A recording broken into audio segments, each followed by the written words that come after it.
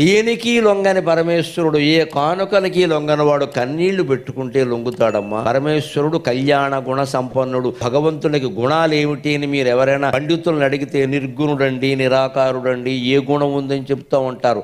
ఆయనకి ఉంటే గింటే ఉండే ఒక్క గుణం కళ్యాణ గుణం, కరుణ, దయ. భక్తుడు ఏడుస్తుంటే ఆయన చూడండి. నేను మహిమ కొద్దీ ఇక్కడ వెలిశాను, నా కళ్ళ ముందు కన్నీరు పెట్టుకుంటుంది ఆ ఇల్లాలు, ఆ దుఃఖాన్ని తీర్చకపోతే నేనెందుకు ఇక్కడ. అమ్మవారి దగ్గర ఏడిచానని ఒక శివుడిని ఒక గిల్లు గెలుతుంది, మొత్తం తిరుగులేదు. ఇంకంత ఆడవాళ్ళు ఏడుతున్నారు పట్టించుకోవే అంటుంది, అంతే, మొత్తం పట్టించుకుంటాడు. మన ఇళ్లలో కూడా మీరు గమనించండి, తండ్రి ఒక్కోసారి మొండిగా బండగా మాట్లాడతాడు. వా అదవా నీ చదువు దండగా, నీకు మళ్ళీ ఇదోటి అంటాడు. అదే తల్లి ఏముంటుంది, మనం ఎలాగో చదువుకోలేదు, ఆడు చదువుకోతే ఇచ్చేయండి. తల్లి ప్రేమ తల్లి ప్రేమ. అందుకని అమ్మవారికి ప్రేమ ఎక్కువ. మనమే ఆవిడ ముందు కన్నీళ్లు పెట్టుకుందనుకో ఆవిడ కరిగిపోతుందాం. తప్పు చేసినా సరే మొహమాటం లేకుండా చెబుతాం, ఏం బాధపడక. విషయం ఒప్పుకుంటున్నాం కదా, మనమే కప్పిపుచ్చుకోవట్లేదు, అహంకరించలేదు. తప్పు చేశానమ్మా కానీ ఈ దుఃఖం నేను భరించ అంటే తీరుస్తుంది.